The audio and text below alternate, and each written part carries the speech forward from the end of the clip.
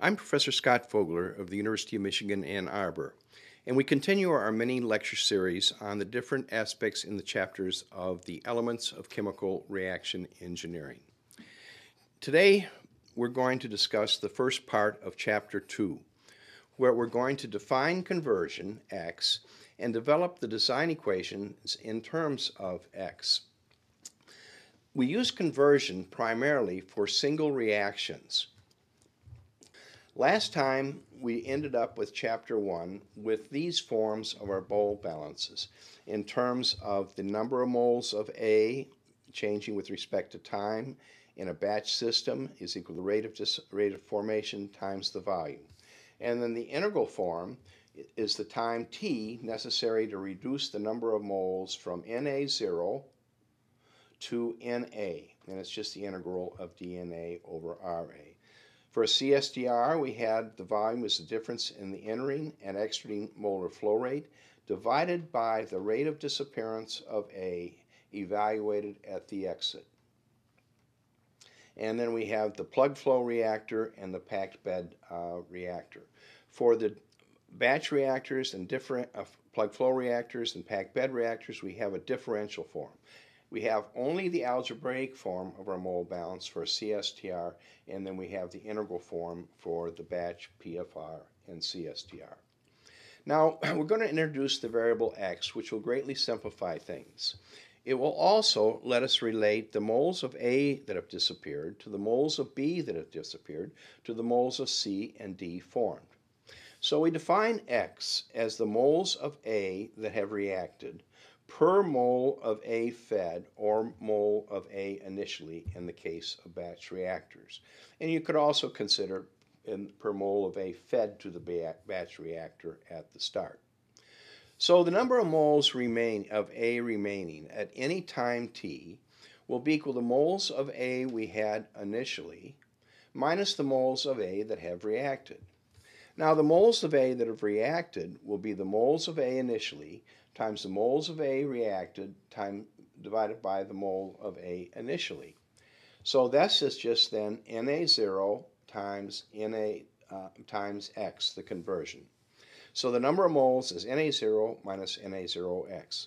We're going to differentiate DNA because we want the differential form. So DNA is equal to 0 because Na0 is a constant, and this leaves us Na0 dx. So the change in number of moles of A with respect to time is just minus Na0 dx dt, and that's equal to RAV. So here we have just rearranging it, and we're going to integrate this with the initial condition that at time equals 0, the conversion is 0. At the time t, we have a conversion x. So integrating the time t necessary to achieve a conversion x is just the integral of dx over the rate of disappearance of A times the volume. For a CSTR, we have the moles of A leaving is the moles of A entering minus the moles of A reacted. So that would be FA is equal to FA0. If this is moles of A reacted per mole of A fed, times FA0 would be the moles of A reacted. So we derived last time that this was the volume of a CSTR to reduce the number of moles entering from FA0 to that leaving of FA when the rate of disappearance of A is minus RA. And again, this is evaluated at the exit condition.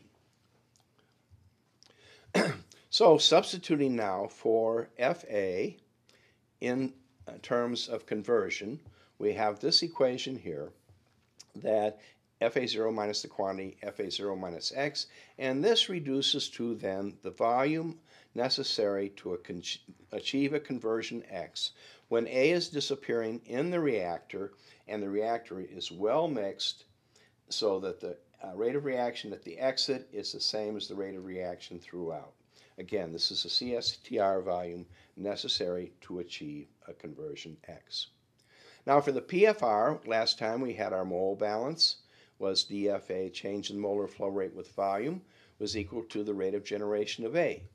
Again, we have the molar flow rate of A is what enters minus what's the rate at which it's reacting.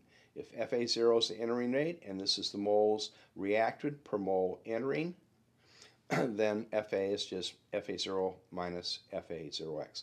Differentiating, and since Fa0 is a constant, we arrive at that dFA is minus Fa0 dx. Rearranging, we get the change in conversion with volume down the length of the reactor is the rate of disappearance of A divided by Fa0.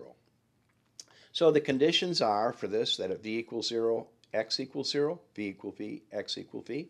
Putting these, rearranging, so putting these quantities on the right-hand side, bringing this up, we have that the volume V is to achieve a conversion x is the integral from 0 to x of Fa0 over minus Ra dx. And again, this is the PFR volume necessary to achieve a conversion x. Now let's look at this integral. We have this quantity here, Fa0 over minus Ra. And what we're interested in is how large the reactor has to be to achieve this conversion x. Well, if we had then Fa0 as a function of x, we could then simply carry out this integral. Now, in the next chapter and the following chapters, we will show how to get Fa0 over this rate of reaction in terms of conversion. But for now, say, just accept that we can get this ratio in terms of the conversion x. So that essentially ends in Chapter 2, Lecture 1. In the next lecture, we will consider some examples of knowing that we have Ra over minus Fa. In the later lecture, we'll have that if we have Fa0 over minus Ra equal a function of x, then we can size reactors.